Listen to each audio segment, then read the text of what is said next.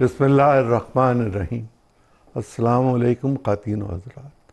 ہمارے آج کے مہمان اپنے وقت کے پاکستان کے سب سے پاپولر اسٹوڈنٹ لیڈر تھے، پنجاب یونیورسٹی کے پریزیڈنٹ رہے، اسلامی جمعیت طلباء کے ناظم اعلیٰ رہے، شاید 2 یا 3 دفعہ میں پوچھ لوں گا، قومی اسمبلی کے 3 دفعہ رکن رہے، جماعت اسلامی کے نائب امیر لیاقت بلوچ صاحب آج ہمارے مہمان ہیں۔ بہت شکریہ۔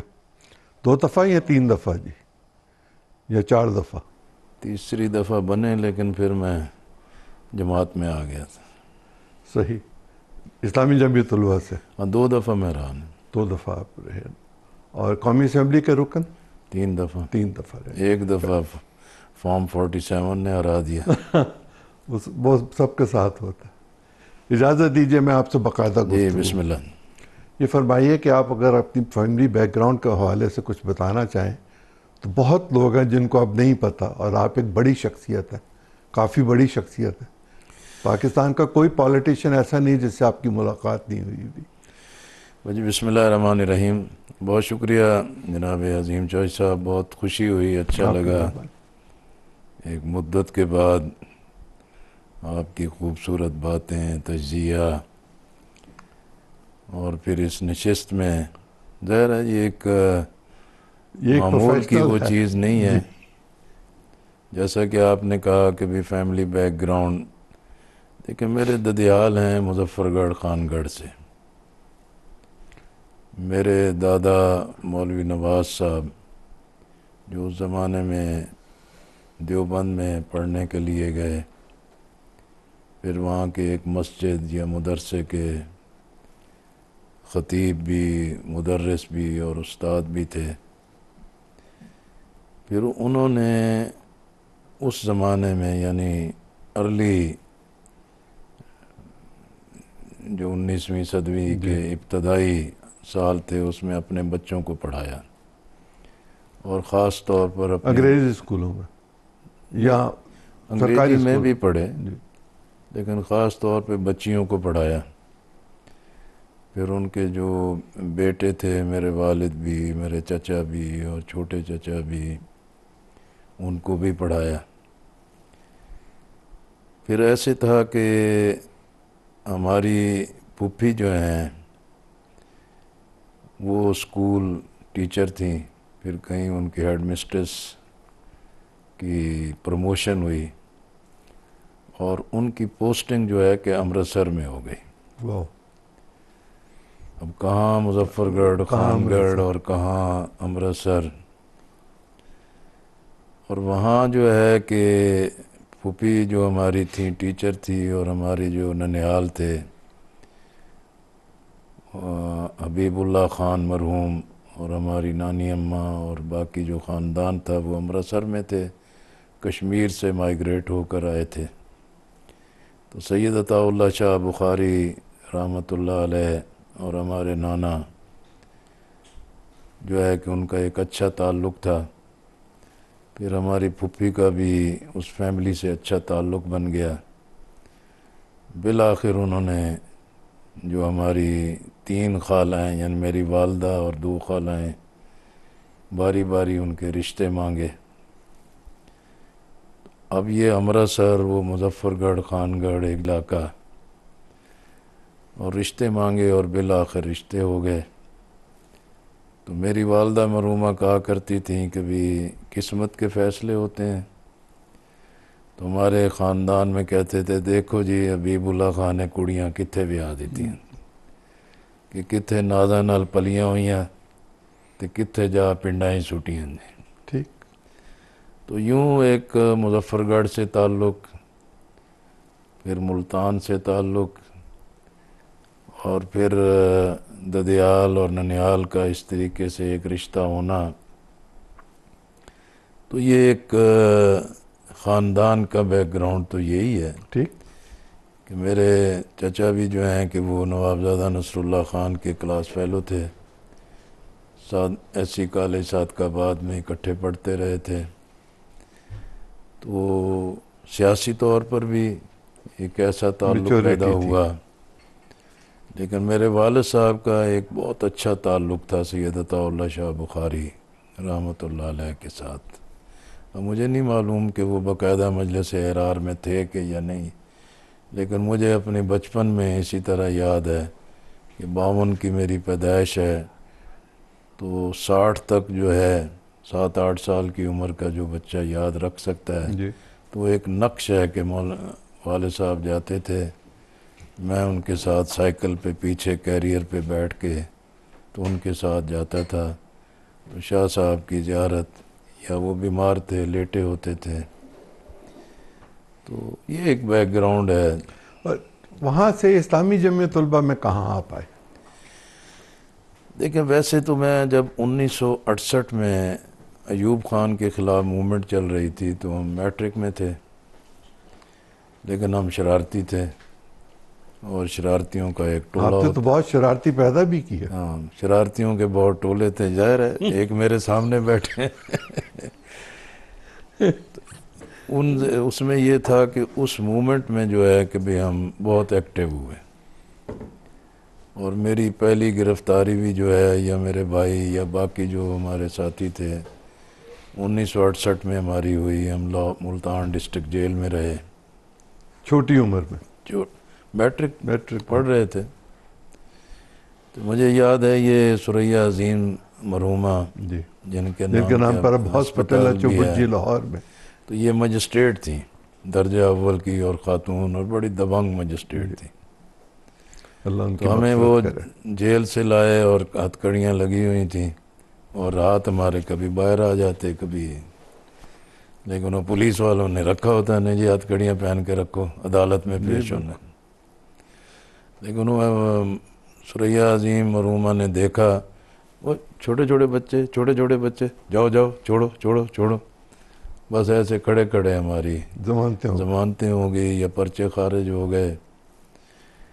تو اسی طرح پھر وہ موومنٹ بھی آگے بڑھتی رہی اور ہم بھی شرارتوں میں آگے بڑھتے رہے. تو 1970 میں یعنی آپ عظیم صاحب دیکھیں کہ بھی جب ہم لیفٹ کے ساتھ تھے، یعنی ایک شعوری یا نظریاتی طور پہ کم، لیکن بھٹو کی پاپولیرٹی اور لیفٹ کا جو اس یہ وقت، لیفٹ رائٹ پہ میں آپ سے الگ سے بات کرنا چاہتا ہوں. یہ تو میں صرف اس سے ریلیونٹ بات بتا رہا ہوں. تو اس میں یہ تھا کہ بھی جب ہم چمکے ہوئے تھے نا جی کہ گرفتاری اور نعرے بازی اور فلاں، تو ذوالفقار علی بھٹو کا بھی بڑا سحر تھا اور ہم بھی بہت متاثر تھے. ملتان سے وہ کینڈیڈیٹ بھی تھے. تو ملتان میں ان کے کوئی 10 یا 12 کارنر میٹنگز ان کے الیکشن کے حلقے میں طے ہوئیں 1970 کے الیکشن میں. اس سے پہلے بھی ویسے ہی ہم اس کے شوق میں اسٹیشن پہ استقبال کے لیے گئے. وہاں میرا سائیکل چوری ہو گیا، ایگل سائیکل نیا لیا، اور پختگی ہو گئی بھٹو کے ساتھ. پھر بھٹو مرحوم جب آئے اپنے اس الیکشن مہم میں، تو جو جیپ تھی اس کو ساجد پرویز میاں ساجد وہ چلا رہے تھے. ان کی رینج روور شاید جیپ تھی. بھٹو مرحوم آگے بیٹھے تھے، ادھر بھٹو کے پیچھے مصطفیٰ کھر تھے، ادھر مختار امان مرحوم تھے، میں درمیان میں تھا، پیچھے 1-2 گارڈ بیٹھے تھے. تو ظاہر ہے بھٹو کی جو شخصیت اور اس کا سحر اور ایک تعلق تھا. لیکن آپ اللہ کا کرنا دیکھیں کہ بھی بھٹو مرحوم جو تھے کہ وہ نیچے سے دیکھتے، جس کا بھی پوسٹر دیکھتے یا کوئی نام دیکھتے تو دبا کے اس کی میرے ذہن میں آیا کہ نہیں بھئی یار، ایک قومی لیڈر کو ایسا نہیں ہونا چاہیے، اسے ایسی باتیں نہیں کرنی چاہیے. میری اپنی بھی عادت تھی کہ میں نے شرارتیں جتنی بھی کریں میں گالی کبھی نہیں دیتا. تو یہ ایک پہلا ٹرن آیا.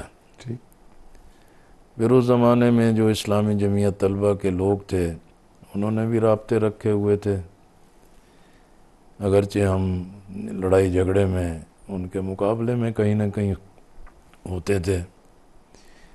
اس طرح جب انہوں نے رابطہ رکھا اور میرے ذہن کے اندر بھی ایک تبدیلی آئی، اور میٹرک بھی ہم نے کر لیا. میرے ایک ساتھی تھے طاہر حسین اطہر مرحوم، وہ صحافی بھی رہے، پی آئی اے میں بھی رہے، انہوں نے بورڈ ٹاپ کیا، میں دوسرے تیسرے نمبر پہ تھا، ٹاپ اس نے کیا۔ ٹھیک۔ وہ کہیں پہلے متاثر ہو گیا، ایک دن مجھے باغ لانگے خان میں لے گیا، کہتے یار لیاقت صاحب ہم مولانا مودودی کے خلاف خام خواہ باتیں کرتے رہتے ہیں، یار ان کے ساتھ کوئی رابطہ تو کرنا چاہیے۔ یعنی وہ پھر ایک دوسرا ٹرن آیا، یعنی وہ جو اسلامی جمعیت طلبہ کی زبان میں ربط ہے وہ سلسلہ شروع ہو گیا۔ رابطہ اس سے بھی اور میرے سے بھی، ٹھیک۔ لیکن پہلے اثر اس پہ ہو گیا۔ پھر خدا کا کرنا یہ ہوا کہ بھی 1971 میں یہ الیکشن میں ہم جماعت کے قریب آ گئے، ٹھیک۔ لیکن جمعیت کے قریب شیخ نہیں خضر حیات صاحب شاید وہاں سے لڑ رہے تھے، میرا ملتان سے، ملتان سے نہیں، جو بعد اس میں وقت جج بنے۔ شیخ عبدالحمید صاحب تھے، اوکے۔ 70 میں چودھری نذیر صاحب ایک طرف تھے، شیخ عبدالحمید صاحب تھے۔ تو بہرحال ہم جماعت کی جو کمپین تھی اس میں ہم ٹھیک۔ کام کرتے رہے، لیکن بعد میں 71 میں سیکنڈ ایئر میں آ گیا تھا، تو اسلامی جمعیت طلبہ کا اجتماع تھا وہاں، مطیع الرحمان نظامی شہید اس وقت جو ناظم بنگلہ دیش میں جنہیں پھانسی دی گئی۔ یا ناظم اعلیٰ تھے، تو اس اجتماع میں مجھے جمعیت کے ساتھ ہی لے گئے۔ ٹھیک۔ تو حقیقت یہ ہے کہ ان شخصیات کا ایک بڑا ہی اثر تھا۔ میں چاہوں گا ذرا مطیع الرحمان نظامی صاحب پہ آپ کچھ تھوڑی دیر گفتگو کر لیں، پھر میں آگے چلوں۔ تو میں یہ سمجھتا ہوں کہ بھی اس اجتماع میں جب میری شرکت تھی، یکدم میرے اندر جو ایک نظریاتی، فکری یا شعوری جو ایک تبدیلی آ رہی تھی، تو وہ ایک جمعیت کا ایک اثر پیدا ہوا، اور مجھے انہوں نے پہلے مرحلے میں جمعیت کا رفیق بنا لیا۔ ٹھیک۔ تو بس وہ رفاقت کے بعد میں نے سارا نصاب بھی پڑھا، پھر امیدوار رکن بھی بنا، اور اسلامی جمعیت طلبہ کا وہاں معتمد بنا، پھر ناظم بنا۔ پھر ایک پوائنٹ ایسا آیا کہ میری آئی ایس ایس بی میں ٹیسٹ ہوا، میری سلیکشن ہو گئی جی ڈی پائلٹ کی۔ تو والدہ، میں ظاہر ہے میرے والد فوت ہو گئے تھے، والدہ مرحومہ بھی تھیں، ہر ایک کو شوق تھا کہ میں اب جی ڈی پائلٹ بن رہا ہوں۔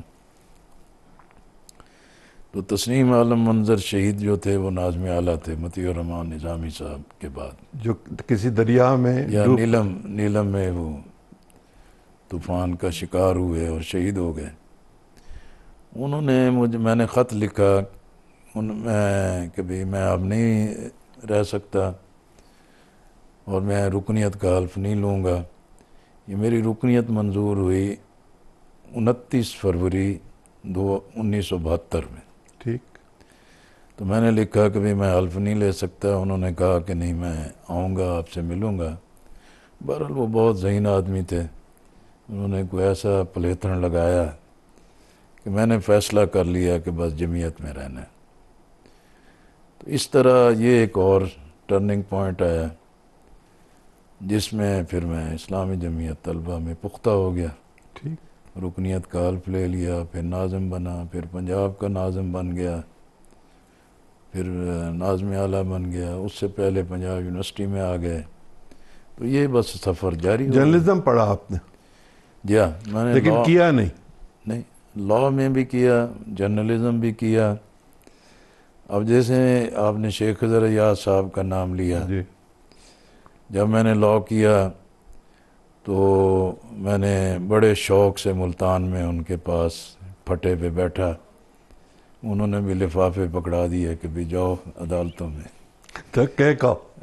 لیکن یہ ہے کہ بھی میرا دل نہ لگا، ایک ہفتے میں وہ چارٹ ہو گیا کہ یار یہ عجیب کام ہے، تو میں بس وکالت کی طرف بھی نہ آیا۔ اب میں صحافت کی، میں جرنلزم کی، ڈاکٹر عبدالسلام خورشید، وارث میر صاحب، مسکین حجازی صاحب، مہدی حسن صاحب، شفیق جلندری صاحب، اسلم مرزا صاحب، عارف نظامی صاحب، یہ ہمارے استاد تھے۔ تو یہ خاص طور پہ عبدالسلام خورشید صاحب مرحوم کہتے تھے، اور مسکین حجازی صاحب مرحوم، کہ نہیں بھئی تمہیں صحافت کرنی ہے اور بڑا صحافی بننا ہے۔ تمہارے اندر یہ ہے وہ ہے. بس وہی جیسے آپ نے کہا کہ نہ لا کیا نہ صحافت کی، اور جمعیت، اور جمعیت سے جماعت، اور جماعت سے. جس وقت آپ اچھا پھر ایک اور جیسے مختلف موڑ آتے ہیں.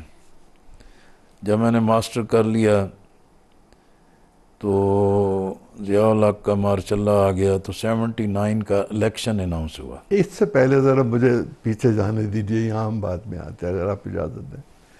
جب آپ اسٹوڈنٹ لیڈر تھے، پنجاب یونیورسٹی کے پریزیڈنٹ تھے، اسلامی جمعیت طلبہ کے ناظم اعلیٰ تھے، اس زمانے میں لیفٹ رائٹ کی ایک جنگ تھی جس کو نظریاتی جنگ کہا جاتا تھا. میں آپ سے سننا چاہتا ہوں لیفٹ رائٹ کیا ہے؟ میں اس پہ پوری بات کرتا ہوں، لیکن ایک نقطہ جو ہے نا جی، اب وہ چل رہی ہے بات. تو میں اسلامی جمعیت طلبہ کا ناظم اعلیٰ تھا. مجھ سے پوچھے بغیر یا بات کیے بغیر جماعت اسلامی نے وہ جو ضیاء الحق مرحوم نے انتخاب کا اعلان کیا، مجھے لاہور سے قومی اسمبلی کا وہ 85 میں ہوا، 79 79 میں، یس، مجھے ڈکلیئر کر دیا. جو الیکشن نہیں ہو سکا. وہ پھر الیکشن بھی نہ ہوا، لیکن اسلامی جمعیت طلبہ نے، ہم نے بڑا احتجاج کیا. ابھی ہمارا ناظم اعلیٰ اور جماعت آپ چین اسلامی کے لیے کون جا رہے ہوتی ہے یہ فیصلہ کرنے والی، لیکن یہ ہوا کہ وہ الیکشن بھی نہ ہوا. پھر مجھے بوسٹن یونیورسٹی میں میرا فردر سٹڈیز کے لیے پی ایچ ڈی میں داخلہ ہوا، اور میاں طفیل محمد صاحب جماعت کے امیر تھے. تو اس مرحلے پر بھی یہ تھا کہ بھی مجھے جانے دیں. میاں صاحب بڑے دبنگ آدمی تھے، او یس. اللہ والے تھے. انہوں نے کہا کہ بھی لیاقت صاحب جانا چاہیں تو جائیں، لیکن جماعت اسلامی میں اگر کام کرنا ہے تو پھر ہماری مانیں. تو بس ہمارا تو یہی ہے کہ جماعت میں رہیں، بس یہیں رہیں، باہر جا کے کیا کریں گے. اور انکار جو کرنے کی باہر ضرورت جاتا نہیں تھی. ہاں، جو باہر جاتا ہے وہ پھر آتا نہیں ہے.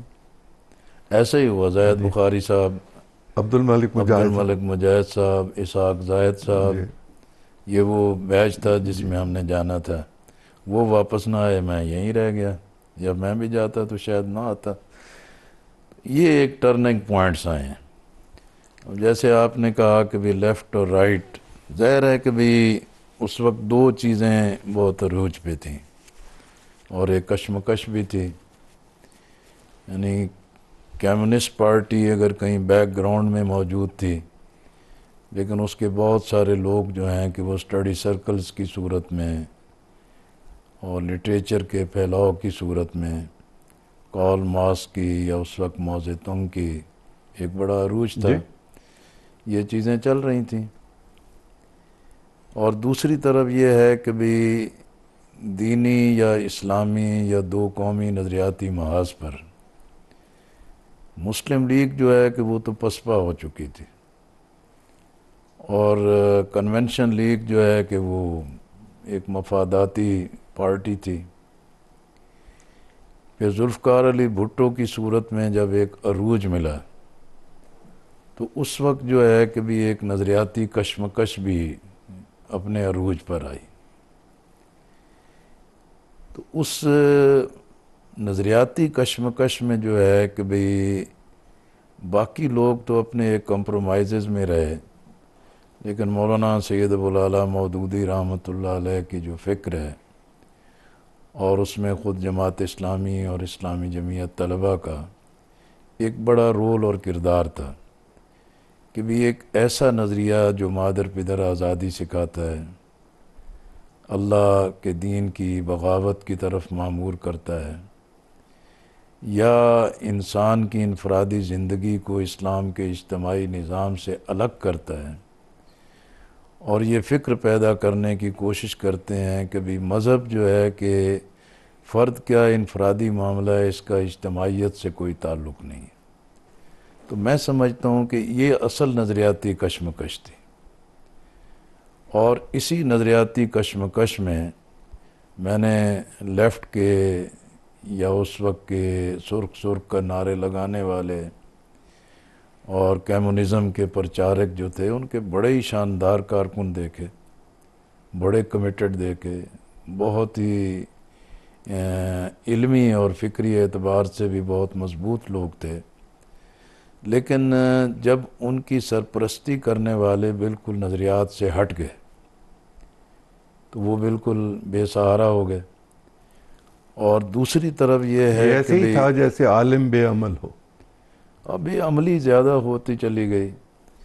عالم بے عمل تو ظاہر ہوتے ہی ہیں، اور علم جس کے پاس وہ عمل نہ ہو، علم رکھنے والا تو عالم ہی ہوتا ہے نا، جی بالکل، اور جو عمل نہ کرے وہ بے عمل ہی ہوتا ہے۔ لیکن یہ ہے کہ بھی مولانا سید ابوالعلا مودودی رحمۃ اللہ علیہ نے، اور پھر ان کی جو ٹیم تھی، نعیم صدیقی صاحب مرحوم تھے، چودھری غلام جیلانی مرحوم تھے، ملک غلام علی مرحوم تھے، خود میاں طفیل محمد رحمۃ اللہ علیہ تھے، چودھری رحمۃ اللہ مرحوم تھے، اسی طرح کے پروفیسر خورشید احمد صاحب، اللہ ان کو صحت عطا کرے، عین جوانی سے وہ ایک نظریاتی محاذ پہ بہت ہی زبردست کام کرنے والی شخصیت ہے۔ تو اس طرز کے لوگوں نے جو ہے کہ ایک لیفٹ اور رائٹ کی یا رائٹ اور رانگ کی جو کشمکش تھی، اس میں بڑا ایک شاندار کردار ادا کیا۔ اس میں اسلامی جمعیت طلبہ نے بھی، جماعت اسلامی نے بھی، اسی طرح دیگر دینی جو طبقات تھے وہ اگرچہ آہستہ آہستہ مسلکوں کی شدت کی طرف چلے گئے، لیکن بہرحال ان کا بھی ایک مسجد کا، ممبر و محراب کا، مدارس کا ایک رول تھا۔ تو یہ ایک کشمکش تھی کہ جو ہمارے ملک میں چلتی رہی، لیکن بالآخر لیفٹ جو ہے کہ وہ زوال پذیر ہو گیا، اور اسلامی نظریات رکھنے والے بھی اتنی پختگی سے قائم نہ رہے، لیکن بہرحال حق جو ہے وہ حق ہے، وہ اپنی جگہ موجود ہے۔ وہ بجا آپ کی بات، لیکن وہ لوگ جو اس وقت کے رائٹس، یا یہ کہا جائے کہ دینی تعلیم سے وابستہ یا دین سے رغبت رکھنے والے یا عمل کرنے والے جو لوگ تھے، وہ آگے کیوں نہ بڑھ سکے؟ میرا خیال ہے جی کہ ایک جو ہمارے معاشرے کے اندر تقسیم موجود ہے نا، جہاں نظر آتا ہے کہ علاقائی ہے، قوم پرستی ہے، مسالک ہیں، تعصبات ہیں، پھر خاص طور پہ دینی طبقات کے اندر ایک حد تک یہ مایوسی پیدا ہوئی کہ اسلام بحیثیت نظام نافذ نہیں ہو سکتا، بس جس قدر بھی چھوٹا موٹا بہتر کام ہو سکتا ہے حکمرانوں کے ساتھ لگ کے ہی یہ کام کرتے رہنا چاہیے، جس کی وجہ سے ایک تقسیم ہوئی۔ لیکن ایک سیاسی کارکن کی حیثیت سے میں سمجھتا ہوں کہ یہ جو ایک طویل مدت سے ایک سفر جاری ہے، اس میں قوم کو تقسیم رکھنا، لوگوں کو دھڑوں کے اندر تقسیم رکھنا، مسالک یا علاقائیت کی بنیاد پہ تقسیم رکھنا، اور پھر جب سیاست تقسیم ہوتی ہے اور پولیٹیکل لیڈرشپ تنازعات میں چلی جاتی ہے تو واحد طاقتور فورس پھر اسٹیبلشمنٹ رہ جاتی ہے، اور وہی جو ہے کہ ان دھڑوں کو اکٹھا کرتی ہے۔ ایوب خان کے تب تو ایوب خان تھے، نہیں، ایوب خان فاطمہ جناح کے خلاف بھی تو یہی تھا۔ یہی تھا، یہی۔ میں سمجھتا ہوں کہ الیکشن جب بھی ہوا ہے اس کی مینجمنٹ ایسے ہی ہوئی ہے، یعنی اگر میں اس کو جگتو فرنٹ پہ لے جاؤں تو وہاں بھی یہ نافذ سب ایسے ہی تھا، ایسے ہی تھا۔ اول دن سے۔ دیکھیں نا، اگر آپ بالکل آغاز سے چلے جائیں تو گورنر جنرل جو بھی رہے، گریسی رہے، غلام محمد رہے، اس کے بعد پھر سکندر مرزا رہے، پھر ایوب خان آ گئے، اور اس کے بعد ایک سول بیوروکریسی آ گئی، پھر براہ راست مارشل لا آ گیا۔ تو میرا خیال ہے کہ یہ جو ایک مینجمنٹ ہے یہ اول دن سے جاری ہے۔ میں یہ سمجھتا ہوں کہ بھی بعض چیزیں ایک سویپنگ ریمارکس ہوتے ہیں۔ اوکے۔ اب قائد اعظم نے تو پوری قوم کو پکارا تھا، لوگوں نے لبیک کہا، اور اس میں جو مسلمان فوجی تھا یا مسلمان جہاں بھی موجود تھا وہ بہرحال دین کی محبت یا کلمے کی محبت ان میں بھی موجود تھی، اور اس پوری جو موومنٹ ہے اس میں ہر ایک کا اپنا ایک پارٹ تھا، ایک حصہ تھا، الا یہ کہ کچھ لوگوں نے کھلم کھلا ایک نظریاتی بنیادوں پر دوسرا موقف اختیار کیا، لیکن غالب اکثریت تو بہرحال تحریک پاکستان کی حمایتی تھی، قائد اعظم اور علامہ اقبال کی فکر کے ساتھ تھے۔ دوسرا ظاہر ہے کہ بھئی میں پہلے عرض کرنا چاہ رہا تھا کہ بھئی یہ جو تقسیم اور اس پہ طاقتور گروپ کی بالادستی ہے، اس کے سامنے اصل المیہ یہ ہے کہ بھی سیاستدان نے کسی وقت بھی ایک بڑے اسٹیٹس مین شپ کا اور ایک بڑے شعور کا مظاہرہ نہیں کیا، انکلوڈنگ زیڈ بھٹو۔ میں سب کے بارے میں کہتا ہوں، سب کے بارے میں کہتا ہوں کہ کہیں پارٹی بہت اونچی چلی جاتی ہے، کہیں اقتدار کا اصول مفادات کے عروج پہ آ جاتا ہے، کہیں پاپولیرٹی آ جاتی ہے۔ یعنی میں ذاتی طور پہ کہہ سکتا ہوں کہ 1970 میں اگرچہ ہم طالب علم تھے، لیکن ایک ایکٹیویٹی کی وجہ سے ہم فور فرنٹ پہ ایک محدود جگہ پر موجود تھے، لیکن جب یہ دیکھتے تھے کہ بھی بھٹو کا نعرہ کیا ہے اور عام آدمی، مزدور آدمی، محنت کش آدمی کس قدر دیوانگی میں ہے، لیکن اس کے مقابل میں پارٹی کن کو آگے لا رہی ہے، کون لوگ بالادست ہو رہے ہیں۔ بعد میں یہی بات آئی کہ یہ جو ارینجمنٹ کرنے والے تھے پیچھے یہ کام کر رہے تھے۔ ٹھیک، اسی طرح آپ دیکھیں کہ بھی میاں نواز شریف صاحب تھے۔ مجھے ذرا پیچھے جانے دیجئے۔ نہیں، میں اب اسی پہ میں مسلسل چلوں گا۔ یعنی آپ نے نقطہ ایسا چھیڑا ہے نا جی۔ نہیں، میں یہی واپس آؤں گا۔ آپ نے دو شخصیات کا ذکر کیا، ایک کا ذکر کیا، دوسری کا رہ گیا۔ آپ نے مطیع الرحمن نظامی صاحب کا ذکر کیا، آپ نے پروفیسر غلام اعظم صاحب کا ذکر نہیں کیا۔ مولانا مودودی کے بہت قریبی ساتھیوں میں وہ بھی تو ایک بہت قداور شخصیت تھے، اور جو بنگلہ دیش میں ان کے ساتھ ہوا، میں ذرا چاہوں گا اس پر آپ بات کر لیں، پھر ہم اس پہ واپس آتے ہیں۔ دیکھیں، میں نے تو اسلامی جمعیت طلبہ کے ریفرنس سے ایک بات کی، اس میں تو ظاہر ہے پروفیسر غلام اعظم صاحب ملتان تشریف نہیں لائے تھے، لیکن جب ڈھاکہ فال ہو گیا، ایسٹ پاکستان الگ ہو گیا، اس کے بعد پروفیسر غلام اعظم صاحب جب پاکستان تشریف لائے، آپ بھی اس کا بہت اچھی طرح گواہ ہیں کہ کس قدر ہماری ان سے محبت، فریفتگی، ان کے ساتھ ملنا بیٹھنا، نشستیں، ایک بڑے ہی ڈسپلنڈ آدمی تھے، نظریاتی کمٹمنٹ تھی اور ایک اسٹیٹس مین شپ ان کے اندر تھی، اور پاکستان کی وحدت، یکجہتی اور نظریات پر کوئی کمپرومائز کرنے والے نہیں تھے، اور اللہ نے ان کو ایک بڑا مقام دیا، شہادت کا رتبہ بھی پا گئے، جیل میں ہی ان کے، یعنی اس اعتبار سے وہ بھی ایک بہت بڑی شخصیت تھے۔ ہم نے تو ظاہر ہے لاہور میں جب ہم طالب علم تھے اس وقت ان کو دیکھا، پھر وہ لندن چلے گئے، پھر جب میں خود اسلامی جمعیت طلبہ اور ہانگ کانگ میں ایک ایشین اسٹوڈنٹس کانفرنس تھی، جس میں انور ابراہیم بھی تھے، انور ابراہیم تھے، حسین حقانی تھے، حسین حقانی تھے، اور شاید طیب اردگان بھی تھے، سیکریٹری جنرل تھے۔ طیب اردگان کا مجھے یاد نہیں، عبداللہ گل تھے، عبداللہ گل تھے۔ تو وہاں سے میں نے کوشش کی کہ بھی بنگلہ دیش کا ویزا مل جائے، مجھے ویزا مل گیا وہاں سے، تو میں وہاں آیا تو اس وقت جو ہے کہ بھی جماعت اسلامی انڈر گراؤنڈ تھی، اور اسلامک ڈیموکریٹک لیگ کے نام سے کام ہو رہا تھا، مولانا عبدالرحیم صاحب مرحوم تھے، تو مجھے ان کی شورا میں بھی شرکت کا موقع ملا جو غیر اعلانیہ تھی۔ وہاں سوال یہ تھا کہ بھی پارٹی کا نام کیا رکھنا چاہیے، آیا آئیڈیل ہی رکھنا چاہیے، جماعت اسلامی رکھنا چاہیے، یا اسلامی پارٹی، یا اس طرح کے نام تھے۔ بہرحال ان کی شورا میں ظاہر بنگالی لوگ تھے، دھواں دھار باتیں کرتے تھے، انہوں نے کہا کہ بھی اس کا فیصلہ ہم سے نہیں ہو پا رہا، تو لیاقت جا رہے ہیں پاکستان، تو مولانا مودودی رحمۃ اللہ علیہ سے جا کے ہمارا یہ مسئلہ پیش کریں۔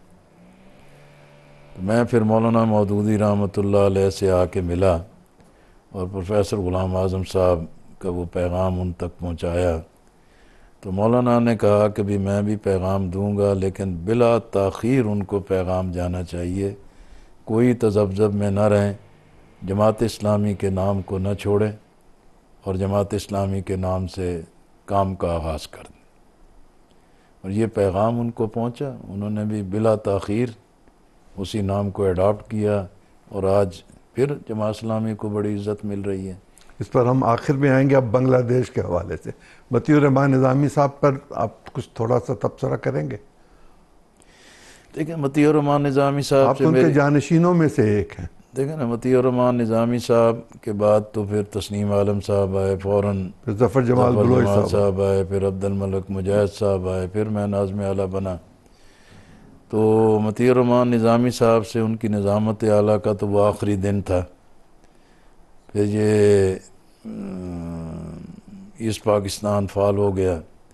اس کے بعد پھر جب وہ آئے تو اسلام آباد میں بھی تھے، وہ لاہور میں بھی تھے، تو اس وقت ان کے ساتھ نشستیں بھی ہوئیں، سفر بھی ہوا، پنجاب کے مختلف پروگراموں میں بھی گیا، میں ناظم کی حیثیت سے بھی ان کے ساتھ گیا، اور پھر ڈھاکہ میں بھی ان کے گھر بھی میں ٹھہرا، ان کے پاس بھی گیا، ملاقات بھی ہوئی، ان کے دفتر میں بھی۔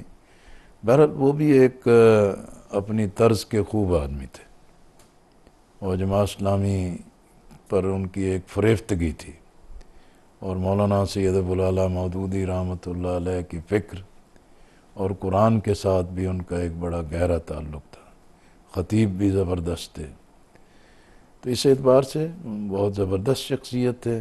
آج جو کچھ بنگلہ دیش میں ہوا، یا 2 مہینے پہلے 4 مہینے پہلے جو کچھ ہوا، کیا آپ سمجھتے ہیں کہ ان کی تعلیمات اور ان کے فالوورز کا اس پہ کوئی بہت اہم رول ہے، یا وہ خاموش تماشائی تھے؟ میرا خیال ہے کہ بھی جماعت اسلامی بنگلہ دیش کی ایک حقیقت ہے۔ آپ دیکھیں اب عوامی لیگ نے پتہ نہیں جماعت اسلامی کے ساتھ وہاں کیا ہے۔ ویسے تو عوامی لیگ اور جماعت اسلامی اقتدار میں بھی اکٹھے رہے کچھ عرصہ، نہیں الیکشن اکٹھے لڑا۔ نہیں، بی این پی کے ساتھ نہیں۔ میں تھوڑی سی اس کا بیک گراؤنڈ بتاتا ہوں۔ میں ایک پارلیمنٹری ڈیلیگیشن میں گیا، پھر میں الخدمت کا اس وقت ذمہ دار تھا، یا اس کی ذمہ داریوں میں تھا، تو مجھے وہاں ایسٹ پاکستان جانے کا موقع ملا، بنگلہ دیش جانے کا۔ تو جنرل ارشاد کی حکومت تھی، جاتیہ پارٹی کی، اور یہ 3 جماعتیں جو ہیں، عوامی league, Jamaat Islami, be N P, یہ جنرل ارشاد کے خلاف ایک موقف اور ایک جدوجہد کر رہی تھی۔ پھر ان کی مشترکہ میٹنگز میں بھی مجھے ایسے ہی مبصر کی حیثیت سے بیٹھنے کا موقع ملا، جس کی میں یہاں بھی بات اپوزیشن کے لوگوں سے کرتا رہا ہوں کہ ایک ماڈل وہ بھی ہے کہ جب اتحاد ناکام ہو جاتے ہیں، بے نتیجہ ہو جاتے ہیں، مفاد پرستی کا شکار ہو جاتے ہیں، تو انہوں نے ایک ماڈل اختیار کیا کہ بھی موقف ایک اپناؤ، اور تینوں پارٹیوں نے جو ہے کہ اپنے اپنے پلیٹ فارم سے بڑے زبردست احتجاج کیے، اور جاتیہ پارٹی یا جنرل ارشاد کا ناطقہ بند کر دیا۔ ڈھاکہ اور چٹکان کے 3 بڑے جلسوں، تینوں پارٹیوں کے بڑے جلسوں کو مجھے بہت قریب سے دیکھنے کا موقع ملا۔ تو اس لیے وہ ایک کولیبریشن جو تھی عوامی لیگ، جماعت اسلامی اور بی این پی کے درمیان، وہ جنرل ارشاد کے مخالفت میں تھی، جو میری علم کی حد تک ہے کہ جماعت اسلامی نے بی این پی کے ساتھ مل کے وہاں حکومت الیکشن بنائی، مل کے جی، لیکن عوامی لیگ کے ساتھ میرا خیال ہے کہ جو پہلی تعلقات دفعہ تو بہت اچھے تھے۔ پہلی دفعہ جب حسینہ واجد الیکشن جیتیں تو جماعت کے 14 یا 15 لوگ تھے، یہ غالباً ان کے ساتھ مل کے پھر حکومت بنی تھی۔ تاریخ یہ بتاتی ہے، ممکن ہے لکھنے والے نے، میرا خیال ہے عوامی لیگ کے ساتھ مل کے حکومت نہیں بنی۔ لیکن یہ بات اپنی جگہ درست ہے کہ پروفیسر غلام اعظم صاحب نے یہ کہا تھا کہ اقتدار شیخ مجیب کو دے دیا جائے۔ دیکھو نا، یہ تو جماعت اسلامی کا ایک اصولی موقف تھا کہ جو الیکشن جیت گیا ہے اس کو اقتدار دے دینا چاہیے، اور پروفیسر غلام اعظم صاحب تو ظاہر ہے اس کے نقیب تھے، لیکن جب انڈیا کی مداخلت شروع ہو گئی پھر حالات اور تبدیل ہوتے چلے گئے۔ تو اس لیے یہ جماعت اسلامی کا ایک بالکل واضح 2 ٹوک موقف تھا کہ 70 کے الیکشن میں شیخ مجیب جیت چکے ہیں، اور ان کی اکثریت کو تسلیم کیا جائے، اور اب الیکشن کے نتائج میں کوئی رخنہ نہ پیدا کیا جائے۔ یہ ایک پارٹ تھا، جی، لیکن جب کشمکش شروع ہو گئی، چیزیں آگے بڑھ گئیں، اور ہندوستان مکمل ننگا ہو کے اس میں پوری مداخلت میں آ گیا، پھر وہ ایک نظریاتی کشمکش اور طرح کی ہو گئی۔ تو اس لیے میں سمجھتا ہوں کہ دو پارٹس ہیں اس کے، ایک وہ ہے کہ جو الیکشن تھا اور الیکشن کے نتائج تھے، اس میں جماعت اسلامی بالکل واضح تھی کہ وہ جو جیت گیا ہے اس کی جیت کو مان لو۔ کیا یہ درست ہے کہ حکومت پاکستان نے وہ لوگ جن کا تعلق جماعت اسلامی سے تھا، ان کو جب پھانسیاں دی جا رہی تھیں تو اس معاملے پر حکومت پاکستان نے کوئی رول ادا کرنے سے انکار کیا یا نہیں کیا؟ میرا خیال ہے کہ جب یہ معاملات شروع ہوئے تو اس وقت 3 ملاقاتیں ہماری ہوئیں، پروفیسر خورشید صاحب اور میں، اس وقت کے جو وزیر اعظم تھے نواز شریف صاحب، ان سے بھی ملے، وزارت خارجہ میں بھی ہم گئے، اور بہت تفصیل کے ساتھ ہماری پوری تیاری کے ساتھ ان کے ساتھ میٹنگز ہوئیں۔ میں یہ تو نہیں کہتا کہ بھی انہوں نے کوئی یکسر انکار کیا تھا، یہ ضرور ہوا تھا کہ بھی انہوں نے اپنی بہت ساری مجبوریوں کو رکھا کہ چاہنے کے باوجود بھی ہم کیوں نہیں کر پاتے، لیکن انہوں نے یہ کہا کہ بھی جماعت اسلامی اگر آئی سی جے میں چلی جائے، آئی سی جے میں چلی آئی سی جے میں، انٹرنیشنل کورٹ آف جسٹس میں ہم چلے جائیں، لیکن جب ہم نے اس کی ورکنگ کی تو ایک پارٹی نہیں جا سکتی تھی، ملک جا سکتا، حکومت ہی جا سکتی تھی، جس کی وجہ سے یہ حکومت اس وقت کی سٹینڈ نہ لے سکی۔ جبکہ وہاں پر یہ طے ہوا تھا شملہ کے بعد جب تینوں ملکوں کا معاہدہ ہوا، ایک سہ فریقی معاہدہ تھا، سہ فریقی معاہدہ کبھی تھا، مقدمے نہیں چلیں گے، اثاثہ جات کو کویسچن نہیں کیا جائے گا، اور کوئی چیزوں کو ری اوپن نہیں کیا جائے گا۔ لیکن یہ تو پھر حسینہ واجد نے انڈیا کے ساتھ مل کے ایک ایسا کھیل کھیلا ہے کہ جس میں آج وہ خود بھی برباد ہوئی ہے اور بنگلہ دیش کے لیے بھی مسائل پیدا کیے ہیں۔ ہم واپس چلتے ہیں، آپ نواز شریف صاحب کا ذکر کر رہے تھے۔ نہیں، میں یہ کہہ رہا تھا کہ بھی یہ جو پاپولر پارٹیاں اور شخصیات ہیں، پروجیکٹ بن جاتے ہیں، ان کے پیچھے اسٹیبلشمنٹ موجود ہوتی ہے، عوام بھی ان کے ساتھ ہوتے ہیں، لیکن ان کو پھر یہ خوف ہو جاتا ہے کہ بھی ہم الیکشن جیت کے اقتدار پہ کیسے پہنچیں۔ اب یہ براہ راست تو میں آپ کو کسی اور کی سنی سنائی بات نہیں کہہ رہا، میں جانتا ہوں چیزوں کو کہ بھئی قاضی حسین احمد رحمۃ اللہ علیہ تھے، انہوں نے ایک کمیٹی بنائی، خرم مراد صاحب مرحوم تھے، چودھری رحمت اللہ صاحب مرحوم تھے، میں بھی اس میں ایک ممبر کی حیثیت سے تھا، مولانا فتح محمد صاحب بڑی مرحوم بھی شخصیت تھے۔ تو میں اپنے جیسے ورکنگ کی ایک عادت ہے، ساری فائلیں یہ وہ تیار کی ہوئی تھیں۔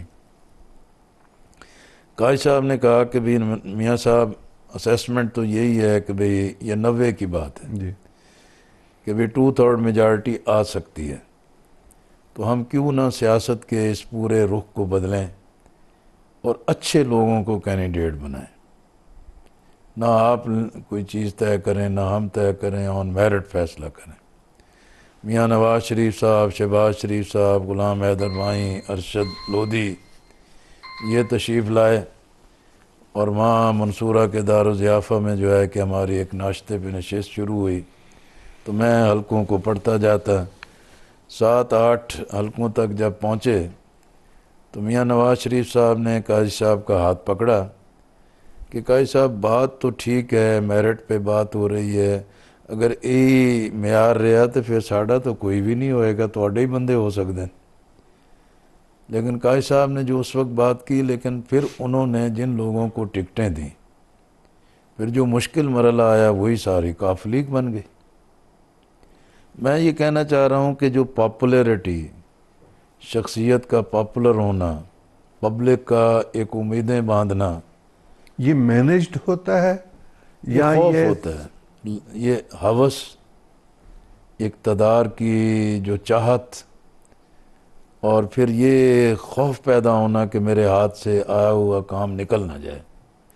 اب آپ دیکھیں کہ بھی عمران خان صاحب کے ساتھ ہم 2013 کے الیکشن کے بعد اکٹھے رہے، ہم کے پی میں ہم نے شیئر کیا، ہمارے پاس آفر تھی کہ باقیوں کے ساتھ مل کے ممکن ہے ہمارا چیف منسٹر بھی بن سکتا، لیکن ہم نے کہا کہ بھی باقیوں کے بجائے نئی پارٹی ہے، ہم تحریک انصاف کے ساتھ مل کے حکومت سازی کر لیتے ہیں۔ اور پھر یہ بھی ایک اچھا تجربہ تھا کہ کوئی ہماری آپس میں فساد بھی نہیں پیدا ہوا، جھگڑا بھی نہیں پیدا ہوا، کہ آئندہ کے الیکشن بھی ہم مل کے چلیں۔ پھر 2 کمیٹیاں بن گئیں، ایک تحریک انصاف کی جاوید ہاشمی کی سربراہی میں، ادھر سے میری سربراہی میں کمیٹی۔ ہم کوئی جاوید ہاشمی بھی پنجاب یونیورسٹی کے پریزیڈنٹ رہے ہیں۔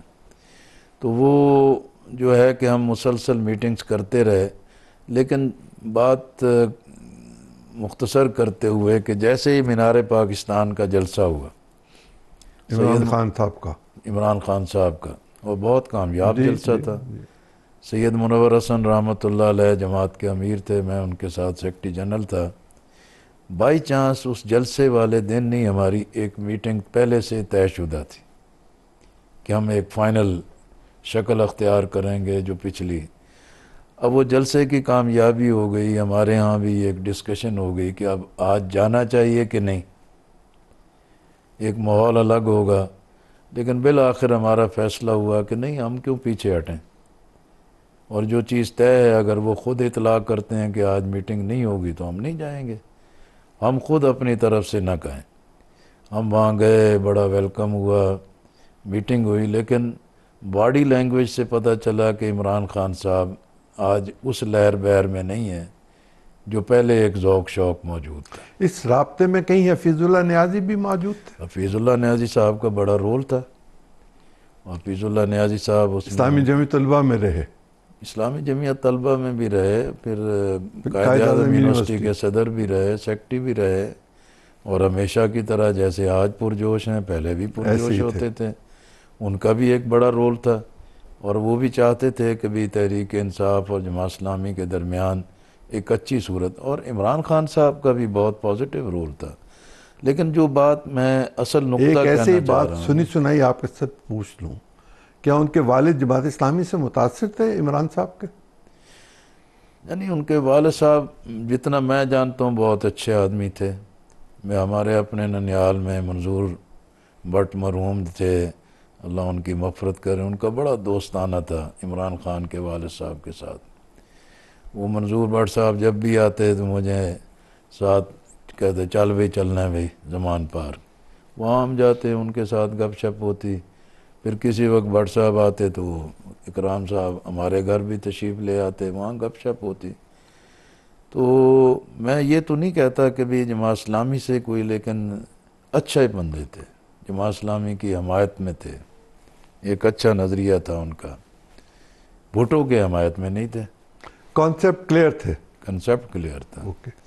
تو جو میں بنیادی نقطہ جو آپ نے شروع میں کہا تھا کہ بھی یہ کیا قصہ کیا ہے، تو قصہ اصل یہی ہے کہ بھئی سیاست تو چلتی ہے، شخصیات بھی بنتی ہیں، پاپولر بھی ہوتی ہیں، لیکن اس میں جمہوریت کی کمی ہے، انتخابات کی شفافیت کی کمی ہے، انتخابات کے نتائج کو تسلیم کرنے کا جذبہ نہیں ہے، اور انتخابات کو غیر جانبدارانہ بنیادوں پر منعقد کرنے کا بھی وہ داعیہ یا ہمت موجود نہیں ہے، جس کی وجہ سے ہماری سیاست اس قدر تقسیم ہو گئی ہے کہ جس سے رفتہ رفتہ لگتا ہے کہ اچھے لوگوں کا آنے کا راستہ بند ہو رہا ہے، اور مفاد پرستی آگے بڑھتی جا رہی ہے، معیار کمتر ہوتا چلا جا رہا ہے، اور اسی کا ریفلیکشن ہے کہ آج صوبائی اسمبلیوں کا کیا حال ہو گیا ہے، قومی اسمبلی کا کیا حال ہو گیا ہے، یعنی سینٹ کا کتنا بڑا معیار تھا، اور حقیقت یہ ہے کہ بھی بہت ہی شاندار اس کا معیار تھا۔ پروفیسر خورشید صاحب تھے، صاحبزادہ یعقوب خان تھے، کوثر نیازی تھے، رضا ربانی تھے، سید مشاہد حسین تھے، اس طرز کے، یعنی جو ایک پوری ایک وہ کیا محمد میاں کے احمد میاں سومرو تھے، بڑے لوگ تھے، لیکن اب کیا حال ہو گیا، سینٹ کو دیکھیں، قومی اسمبلی کو دیکھیں، تو یہ ریفلیکشن ہے ان چیزوں کا کہ یہ پاپولر پارٹیوں نے جمہوریت کو ترجیح نہیں دی، آئین کے تقاضوں کو ترجیح نہیں دی، پارلیمانی روایات کو ترجیح نہیں دی، جس کی وجہ سے خود پارٹیاں بھی برباد کر بیٹھے ہیں، ملک کی سیاست کو بھی تباہی سے دوچار کیا ہے، اور معاشی اور اقتصادی طور پہ بھی ملک مشکلات سے دو چار ہو گیا. آپ کے ناقدین یہ کہتے ہیں کہ آپ اتحاد کی پالیٹکس کو لے کر چلنا چاہتے ہیں اور آپ کی یہ کوشش ہوتی ہے کہ کسی طرح اتحاد ہو جائے کسی نہ کسی کے ساتھ. کیا یہ درست ہے؟ میرا خیال ہے میں اس کو رد نہیں کرتا. ایک دور تھا، ایک موقع تھا کہ ملک میں اتحادی پالیٹکس ناگزیر تھی، جس کا شاخسانہ تھا قومی اتحاد بنا. جی. اب آپ دیکھیں کہ آپ پی این اے کا ذکر کر رہے یا پی این اے، اب جب دیکھیں اسلامی جمہوری اتحاد ہیں. جی. بن گیا، ہم اس کا حصہ نہیں تھے، لوگوں کو نہیں پتہ یہ کیا تھا. ہر آدمی یہی کہتا وہ جی اسلامی جمہوری اتحاد میں جماعت اسلامی پر اس قدر پریشر تھا کہ ہم اسلامی جمہوری اتحاد کا حصہ بنے، لیکن ہم نہیں بنے. لیکن جب جنرل ضیاء الحق کے طیارے کا حادثہ ہوا اور بالکل سیاست اور یکلخت ملک کے حالات ہی تبدیل ہو گئے. ایک طرف کہتے تھے وہ دیکھیں جی ادھر ضیاء الحق کی میت لحد میں اتر رہی ہے، ادھر بے نظیر کا سورج طلوع ہو رہا ہے، عورت کی حکمرانی آ رہی ہے.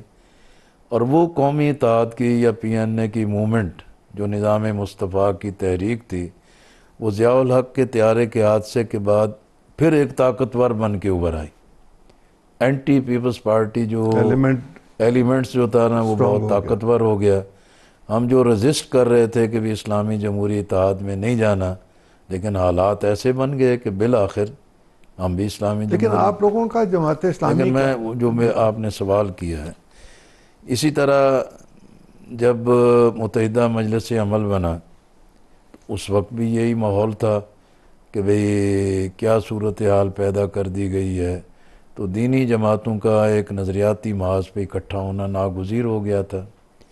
اسی طرح اس کے بعد لیکن اس سے پہلے یو ڈی ایف بھی تھا، یو ڈی ایف میں بھی جماعتیں اکٹھی ہوئی تھیں نا، لیکن ان سب کا انجام اچھا نہیں ہوا. میرا خیال ہے وہ انتخابی اتحاد نہیں تھا، وہ ایک اسمبلی کی حد تک تھا اور یا باہر کوئی کانفرنسیں کرنے کے لیے تھا. لیکن جب یہ جو متحدہ مجلس عمل کا ڈیبیکل ہوا 2018 میں، اور اس کے ساتھ ساتھ مسلم لیگ کے ساتھ جو سارے تجربات ہوئے، فائنلی جو پاکستان تحریک انصاف کے ساتھ جو ہوا، میں نے یہ تقریباً ساری باتیں یہ تحریک تحفظ آئین پاکستان کی تشکیل کے موقع پر سارے قائدین کے سامنے رکھی، اور میں نے کہا کہ میں اس کا بڑا سٹرونگ موقف رکھتا تھا اتحادی سیاست کا. لیکن اس وقت میرا خیال یہ ہے کہ اتحادی سیاست کا وقت ختم ہو گیا ہے. اب ایک پارٹیوں کو ایک موقف اختیار کرنا چاہیے، اور میں نے یہی کہا کہ اس ماڈل کو اپنایا جائے کہ ہم نیشنل پرائرٹیز، قومی ترجیحات پر اکٹھے ہوں، کم از کم ایجنڈے پر اکٹھے ہوں، اپنے اپنے پلیٹ فارم پہ رہیں، لیکن مشترکہ موقف کے ساتھ جس سے اختلاف کرنا ہے اس کو آپ ہٹ کریں. آج کے حالات میں اس لیے میں سمجھتا ہوں کہ اس وقت اتحادی سیاست کی کوئی گنجائش نہیں ہے. اور اب تو جماعت اسلامی کا یہ فیصلہ ہے شورا کا، یہ ہم نے 2018 میں فیصلہ کر لیا. میں آپ سے آخری سوال کر رہا ہوں، مجھے اشارہ ہو گیا کہ میں اس گفتگو کو ختم کروں. جماعت اسلامی کے انتخابات بالکل شفاف ہوتے ہیں، کوئی کینڈیڈیٹ نہیں بنتا، اور اس وقت اسلامی جمعیت طلبہ جماعت اسلامی پر قبضہ کر چکی ہوئی ہے اپنے حوالوں سے، ڈیموکریٹک طریقے سے پوری کی پوری اسلامی جمعیت طلبہ قیادت میں آ چکی ہے. جماعت اسلامی کا مستقبل آپ کیا دیکھتے ہیں پاکستان کی پالیٹکس کے حوالے سے؟ میرا خیال ہے کہ جیسے آپ نے پہلا بنیادی سوال کیا نا جی، نظریاتی، میرا خیال ہے کہ بھی جس طرح لوگوں کے اندر حالات سے مایوسی پیدا ہو رہی ہے، بعض اوقات مستقبل کے بارے میں نا امیدی ہوتی ہے، پھر اسی طرح جو لوگوں نے اپنی محبتوں کے ساتھ سب کو آزمایا ہے. ابھی حال ہی میں ایک گیلپ سروے ہوا ہے، اس گیلپ سروے میں بھی ایک غالب اکثریت ہے کہ جس سے آج بھی پاکستان سے بڑی امیدیں ہیں، اور خاص طور پر خواتین کی غالب اکثریت کو بڑی امیدیں ہیں. میں سمجھتا ہوں کہ یہ ٹنل کے اینڈ پر ایک روشنی موجود ہے، اور یہ نظریاتی کشمکش کا ریوائول ہونا ہے اور مفاد پرست سیاست کو پیچھے جانا ہے، اور اب یہ ماحول جلد یا بدیر پیدا ہوگا کہ بھی آزمائی ہوئی جماعتوں سے ہٹ کر جو ملک سے محبت رکھنے والے، نظریات سے محبت رکھنے والے اور پاکستان کو ان بحرانوں سے نکالنے کا ایک عزم اور ہمت رکھنے والے لوگ ہیں، انہیں کسی نہ کسی ایجنڈے پر اکٹھا ہونا ہوگا۔ بغیر اس لیے اتحاد میں کے۔ سمجھتا ہوں کہ جماعت اسلامی جیسی تنظیم کا اور پارٹی کا ایک نظریاتی انفراسٹرکچر کا آنے والے حالات میں مجھے نظر آتا ہے کہ ایک بہت اہم رول ہوگا۔